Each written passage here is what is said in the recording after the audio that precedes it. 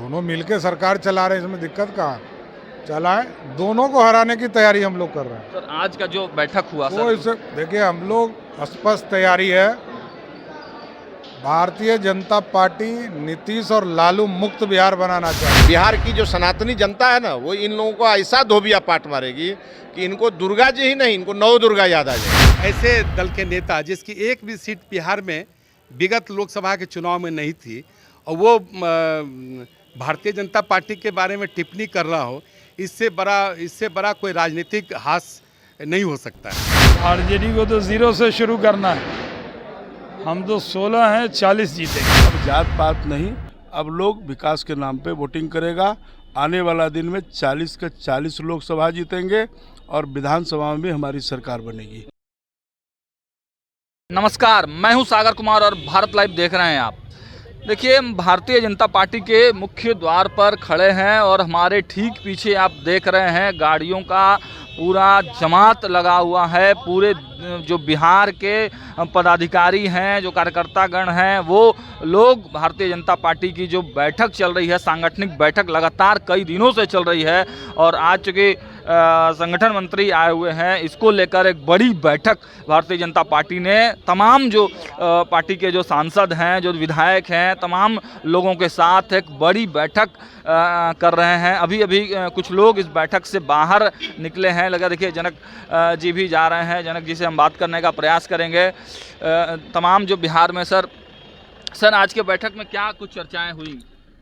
आज राष्ट्रीय महामंत्री जी आए हुए हैं और संगठनात्मक ढांचा मजबूत हो, लोकसभा का चुनाव की दृष्टि से बूथ से लेकर शक्ति केंद्र से लेकर हम कैसे मजबूत होंगे, इसी का रणनीति पर विचार हुआ। जिस प्रकार से राजनीति चल रही है सर बिहार में, लालू प्रसाद यादव जी जाते हैं, नीतीश कुमार जी को पूछा नहीं जाता है, नीतीश कुमार जी आनंद मोहन के यहाँ जाते हैं, क्या कुछ कहेंगे? देखिए, इन लोगों का जनादेश खत्म हो गया है, पैर तले जमीन खिसक गई है, कहीं कुछ जनादेश नहीं है। भारतीय जनता पार्टी के नेतृत्व पर हमारा जो नेता है आदरणीय नरेंद्र मोदी जी, उस पर भरोसा है लोगों को और विकास का जो काम हो रहा है, अब जात पात नहीं, अब लोग विकास के नाम पे वोटिंग करेगा। आने वाला दिन में 40 के 40 लोकसभा जीतेंगे और विधानसभा में भी हमारी सरकार बनेगी। राजद नेत्री ने आरोप लगाया है, जो प्रवक्ता हैं सारिका पासवान जी, वो कह रहे हैं कि भाजपा सबसे कलंकित पार्टी है। अब विरोधी का काम है विरोध करना, वो हमें अच्छा कैसे कहेगी? ये तो जनता एसेस करेगी। आ रहे हैं 10 मिनट में। जनता एसेस करेगी कि भाई कौन काम करता है। तो विपक्ष का काम है विरोध करना, करे, कोई फर्क नहीं पड़ता है, जनता बता देगी। तो देखा जनक राम जी ने किस प्रकार जवाब दिया।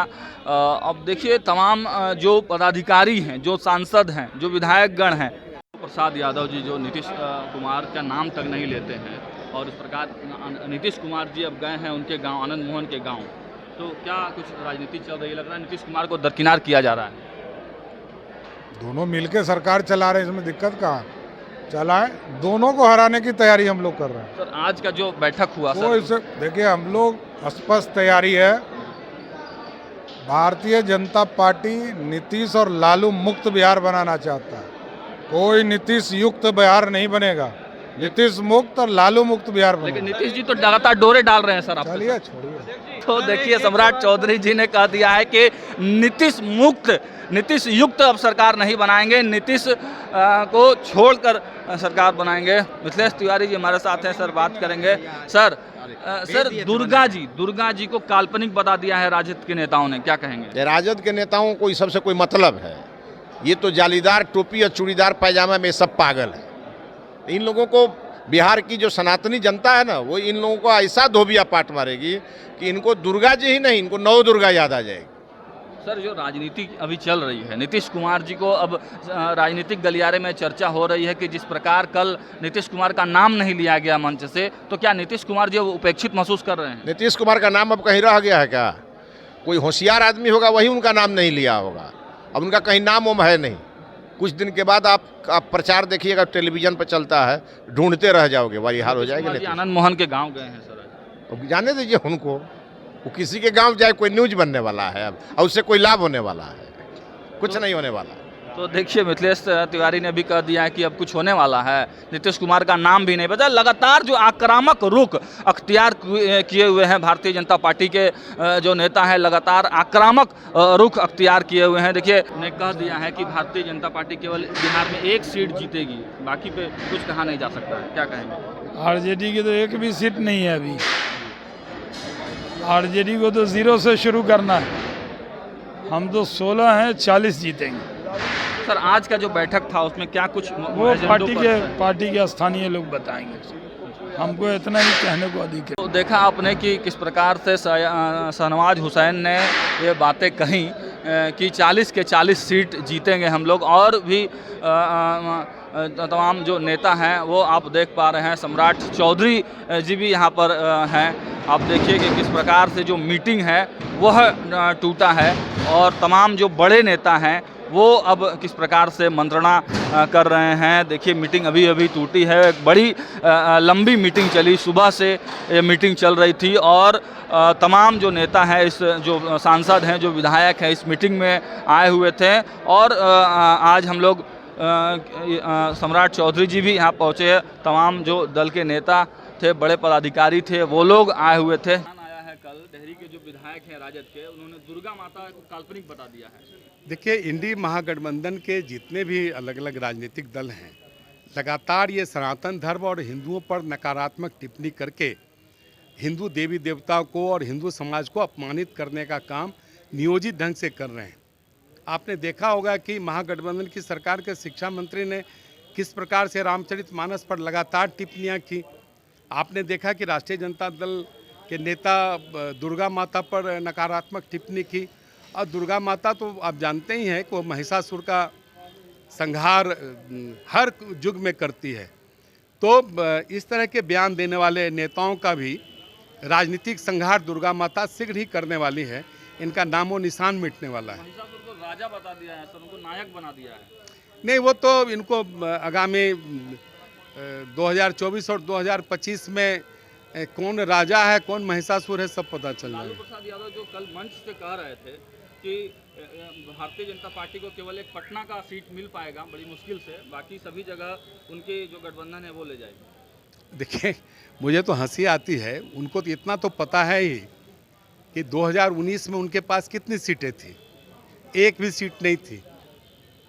तो आप समझ सकते हैं कि ऐसे दल के नेता जिसकी एक भी सीट बिहार में विगत लोकसभा के चुनाव में नहीं थी और वो भारतीय जनता पार्टी के बारे में टिप्पणी कर रहा हो, इससे बड़ा कोई राजनीतिक हास्य नहीं हो सकता है। सर आज का जो कार्यक्रम है, राष्ट्रीय संगठन मंत्री आपके आए हुए हैं, लगातार बैठकों का दौर चल रहा है, पूरी चुनावी मूड में है भारतीय जनता पार्टी। नहीं, भारतीय जनता पार्टी निश्चित तौर पर हम सब चुनाव की तैयारी में लगातार लगे हुए हैं, क्योंकि 400 से अधिक सीटों का जो संकल्प हमारे नेता ने देश के कार्यकर्ताओं को दिया है और देश के मतदाताओं को दिया है, उस संकल्प को पूरा करने के लिए हम सब लगातार काम कर रहे हैं। सर एक अंतिम सवाल है कि आनंद मोहन के गांव आज नीतीश कुमार जी जा रहे हैं, क्या लगता है कि राजद से अब वो जदयू में जाने की तैयारी होगी? देखिए, श्री नीतीश कुमार जी की जो राजनीतिक स्थिति है वो अब हाशिए पर आ चुके हैं।